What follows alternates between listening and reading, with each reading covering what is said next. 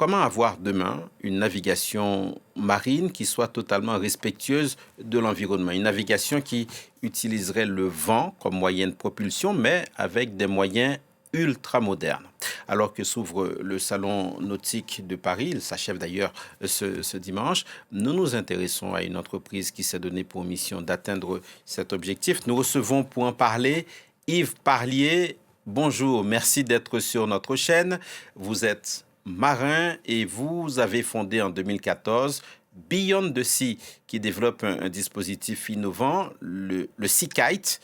Avant de le détailler, quelques données chiffrées peut-être. 90% des marchandises transitent par voie maritime et vous dites que si l'on considérait la marine marchande comme un pays, elle serait le sixième émetteur mondial de CO2.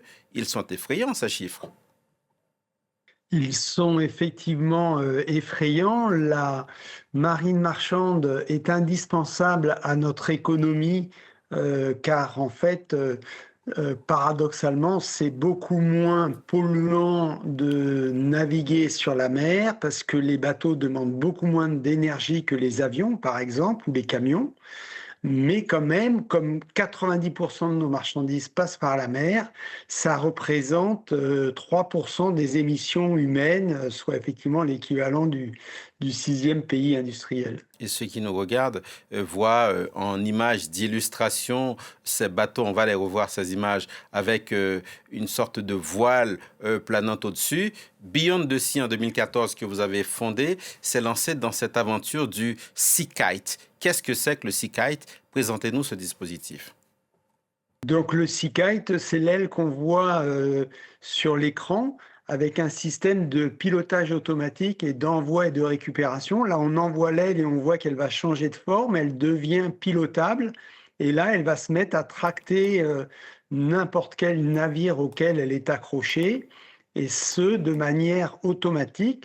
Ça permet, alors on ne coupe pas le moteur, par exemple, mais par contre, on va réduire la manette des gaz et consommer jusqu'à 40% moins d'énergie que sans le vent. Donc c'est la traction par kite. Alors, pardonnez-moi, mais le vent qui aide à propulser les bateaux, l'énergie vélique, on a envie de dire que c'est vieux comme le monde. En quoi votre dispositif est révolutionnaire? Alors, il est révolutionnaire d'une part puisqu'il ne nécessite pas de mât sur le bateau, il prend très peu de place pour être intégré sur le pont du bateau, il ne génère pas de chavirement puisqu'il est accroché à la surface du pont du bateau et il ne gêne pas du tout non plus pour rentrer dans les ports ou pour décharger les containers. Là, la voile orange, c'est plus pour la sécurité. Ça, c'est le Liberty Kite. On peut le mettre sur n'importe quel bateau si on tombe en panne moteur. Et par contre, là, tout se fait manuellement, mais une fois qu'il est envoyé en l'air, il se débrouille tout seul. Il le vend donc au centre de la propulsion marine. Alors, votre dispositif utilise l'intelligence artificielle. Expliquez-nous encore. Oui, eh bien, le système enregistre en permanence toutes les données et sait à quel moment il y a des risques de chute à la mer, où il est capable de détecter s'il y a des modifications de comportement et il va pouvoir agir sur le pilote automatique pour donc annuler tout risque de chute à la mer du système ou de mauvaises manipulations. Alors, à l'image, on voit différents types de bateaux. Il y en a de très légers, il y en a de moyennement légers. On pourra peut-être voir tout à l'heure des images de bateaux très lourds, un méthanier par exemple, qui est bougé par le SeaKite. On a envie de vous demander comment ça marche. C'est gigantesque quand même, un méthanier. C'est un vraquier, c'est énorme. Oui, c'est énorme, mais en fait, et d'ailleurs c'est pour ça que 90% des marchandises passent par la mer, c'est qu'un navire, il y a besoin d'une force faible pour le pousser. Un grand cargo, chaque fois que vous allez rajouter une tonne, il faut rajouter 1 kilo, c'est-à-dire 1000 fois moins de poussée pour pousser le bateau à une quinzaine de nœuds, c'est-à-dire la vitesse de déplacement des bateaux. Et donc, le kite qui tire jusqu'à 100 tonnes pour une aile de 800 mètres carrés peut tracter des bateaux de 300 mètres de long. Cela faisait 10 ans que vous travaillez à cette technique. Quelles sont les prochaines étapes? Alors, les prochaines étapes, donc, aujourd'hui, nous sommes à des ailes de 200 mètres carrés et nous prévoyons pour 2026 une aile de 400 mètres carrés et pour 2028 une aile de 800 mètres carrés et on espère aller jusqu'à des surfaces de 1600 mètres carrés.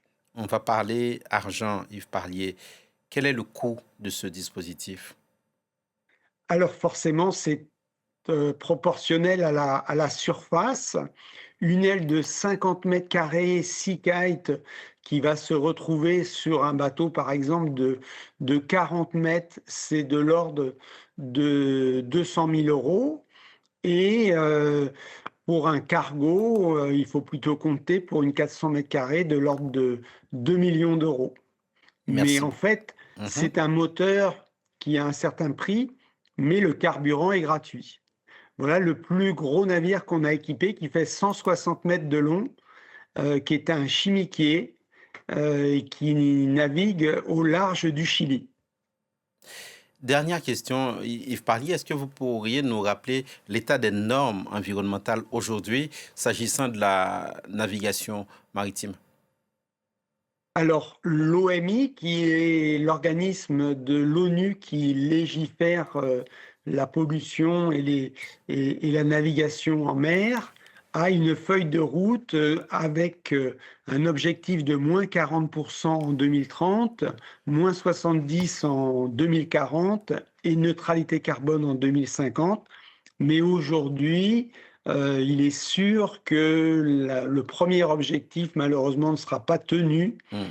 Il devait y avoir cette année un vote pour mettre des taxes sur les émissions de CO2 pour quelque part financer la transition énergétique pour les armateurs. Avec la pression de Donald Trump, le vote a été reporté à l'année prochaine. Merci. Par contre, en Europe, il existe ces taxes déjà. Merci beaucoup, Yves Parlier, fondateur de Beyond the Sea. On vous souhaite, allez, sans mauvais jeu de mots, bon vent. Merci beaucoup, Yves Merci Parlier. beaucoup.